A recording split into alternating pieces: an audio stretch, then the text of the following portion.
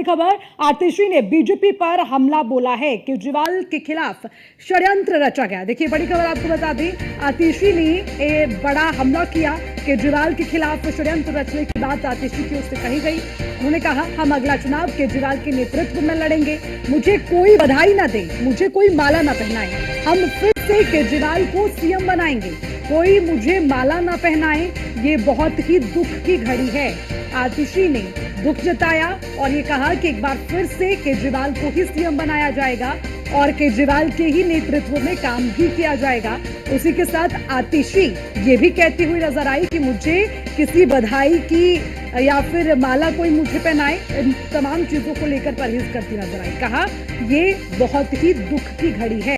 और उसी के साथ आतिशी ने सीधा, जब ये बड़ा फैसला लिया गया, आतिशी के नाम पर मुहर लगी, तो उसके बाद पहला हमला बीजेपी पर बोला है। बीजेपी पर हमला बोलते हुए ये कहा कि अरविंद केजरीवाल के खिलाफ षड्यंत्र रचा गया और अब जो अगला चुनाव होगा वो भी अरविंद।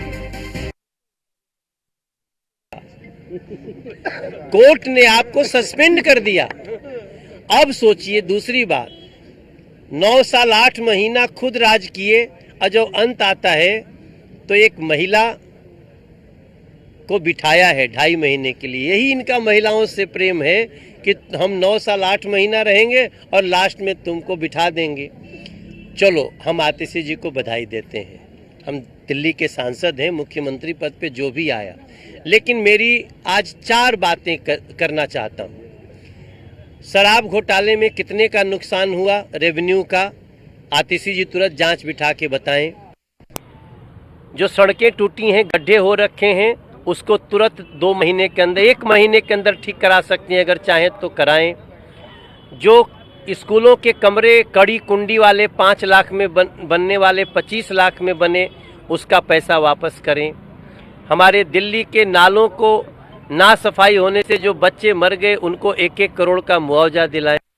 और हमारे गांव के लोगों का जो सुख चैन गया है, उसको करने के लिए वो दिल्ली के गांवों में घूमें, उनके साथ बैठें।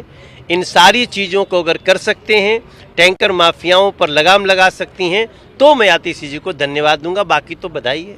कुछ नहीं करेंगे।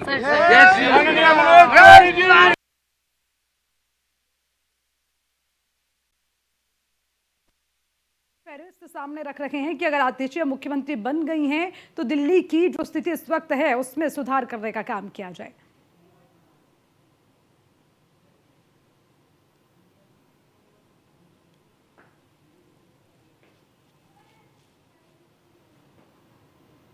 षड्यंत्र से नाराज हैं और अपने बेटे, अपने भाई अरविंद केजरीवाल जी को फिर से दिल्ली का मुख्यमंत्री देखना चाहते हैं। मेरा अपने सभी कार्यकर्ताओं से, सभी विधायक साथियों से, दिल्ली के लोगों से बस एक ही अनुरोध है, आप में से कोई मुझे बधाई मत दीजिएगा, आप में से कोई मुझे माला मत पहनाइएगा, क्योंकि मेरे लिए और मुझे लगता है सभी दिल्ली वालों के लिए ये एक बहुत दुख की घड़ी है कि दिल्ली के चहेते मुख्यमंत्री को आज इस्तीफा दिया है। मैं एक बार फिर अरविंद केजरीवाल जी का धन्यवाद करती हूँ, जो उन्होंने मुझ पर भरोसा दिलाया, मुझ पर भरोसा दिखाया है।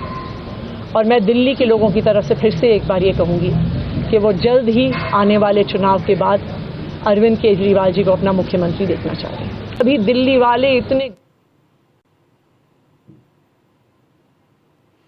तो आतिशी मार्लेना को आपने सुना। आतिशी ने बीजेपी पर हमला बोला, लेकिन उसी के साथ अरविंद केजरीवाल एक बार फिर से मुख्यमंत्री बनेंगे, उसको लेकर बात की। आतिशी को जानिए कौन है। जन्म 8 जून 1981 को दिल्ली में ही हुआ और आज जो मुख्यमंत्री का चयन उनका हुआ है। लेकिन उसी के साथ ये भी जानना ज़रूरी है कि आतिशी का प्रोफाइल क्या है। पिता नाम विजय सिंह, दिल्ली यूनिवर्सिटी में प्रोफेसर रहे हैं और 2020 में कालकाजी से विधायक बनी आतिशी मार्लेना।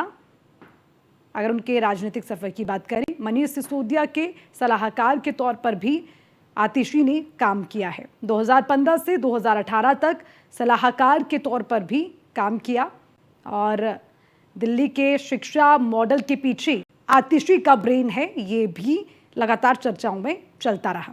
दिल्ली यूनिवर्सिटी से ग्रेजुएट है आतिशी मार्लेना और ऑक्सफोर्ड यूनिवर्सिटी से पोस्ट ग्रेजुएट हैं। तो शिक्षित, समझदार, अच्छी वक्ता, संगठन में मजबूत पकड़ और शायद यही तमाम कारण है कि आज आतिशी का नाम सबसे आगे। सरकार में सबसे ज्यादा विभाग अगर किसी के पास है तो वो आतिशी मारलेना है। पार्टी का सबसे बड़ा महिला चेहरा अगर कोई आज की तारीख में है तो वो आतिशी मारलेना है। तो ये तमाम शायद कारण हैं जिसकी वजह से जो प्रस्ताव रखा गया अरविंद केजरीवाल की ओर से उसमें आतिशी का नाम था। हालांकि इस रेस में कुछ और नाम भी शामिल थे, लेकिन ये माना जाता है कि जिस पर सबसे ज्यादा भरोसा अरविंद केजरीवाल करते हैं वो है आतिशी मारलेना। और अगर अरविंद केजरीवाल के बाद सबसे एक्टिव कोई नजर आया, हर मुद्दे पर जवाब देता हुआ कोई नजर आया, पार्टी को संभालता हुआ कोई नजर आया, विधायकों के साथ जुड़ा हुआ कोई नजर आया, तो वो थी आतिशी मारलेना। और आज आतिशी मारलेना एक कह रही है कि ये मेरे लिए कोई बहुत खुशी का पल नहीं है, दुख की घड़ी है। और इसी खबर पर ज्यादा जानकारी लेंगे, दिल्ली से हमारे संवाददाता पीयूष तिवारी फोन लाइन पर हमारे साथ जुड़ गए। पीयूष, आपसे भी जानना चाहेंगे कौन होगा दिल्ली का मुख्यमंत्री। ये तस्वीर साफ हो गई है, लेकिन इसी के साथ कई तरह के विवाद और जुड़ गए हैं और आतिशी भी अब हमलावर नजर आ रही है बीजेपी पर। जरा बताइए दिल्ली की ये बदलती तस्वीर क्या कहती है। बिल्कुल, अगर हम बात करें तो कई दिनों से प्रयास लगाए जा रहे थे कि आखिर दिल्ली का मुख्यमंत्री कौन होगा, और आम आदमी पार्टी की ओर से अब डिक्लेयर कर दिया गया है कि आतिशी जो है वो दिल्ली की अगली मुख्यमंत्री होंगी। और इसके साथ ही आतिशी का भी अपने बयान सुना, उन्होंने कहा कि हम दिल्ली के लिए काम करेंगे। और सबसे बड़ी बात है कि जो सहानुभूति कहीं ना कहीं प्राप्त करने की कोशिश आम आदमी पार्टी की रही है, उसी दिशा में कहीं ना कहीं उनका बयान भी आतिशी का आपने सुना होगा। इसके अलावा गोपाल राय ने भी जब प्रेस कॉन्फ्रेंस की और आतिशी के नाम की घोषणा की कि वो दिल्ली के अगले मुख्यमंत्री होंगे, तो उन्होंने कहा कि अरविंद केजरीवाल को जानबूझकर परेशान किया गया और जब तक दिल्ली की जनता जो है वो कहीं ना कहीं अरविंद केजरीवाल को फिर से कुर्सी पर नहीं बैठाएगी तब तक वो मुख्यमंत्री नहीं रहेंगे। इसके साथ ही अगर हम बात करें तो चुनाव के बाद फिर से जिस तरीके से आम आदमी पार्टी दावा कर रही है कि उनकी सरकार बनेगी और मुख्यमंत्री अरविंद केजरीवाल होंगे, आम आदमी पार्टी पर भारतीय जनता पार्टी भी हमलावर है। और भारतीय जनता पार्टी का कहना है कि जानबूझकर नाटक जो है वो रचा जा रहा है। इसके साथ ही थोड़ी देर का वक्त बचा है जब संभवतः जो दिल्ली के मुख्यमंत्री है अरविंद केजरीवाल वो अपना इस्तीफा देंगे और बाकायदा दिल्ली के उपराज्यपाल से मिलेंगे। इसके साथ ही ये भी जानकारी मिल रही है कि आज ही कहीं ना कहीं जो सरकार बनाने का दावा जो है एक बार फिर से दिल्ली के मुख्यमंत्री अरविंद केजरीवाल की ओर से आम आदमी पार्टी की ओर जो है वो पेश किया जा सकता है। सबसे बड़ी बात है कि क्या मंत्रिमंडल में फिर से बदलाव होगा, नहीं होगा, कौन से नए चेहरों को तरजीह दी जाएगी, इसको लेकर भी कयास लगाए जा रहे हैं। क्योंकि जानकारी मिल रही है कि इस बार कुछ ना कुछ मंत्रिमंडल में बदलाव भी संभव है, यानी कि बदलाव हो सकते हैं।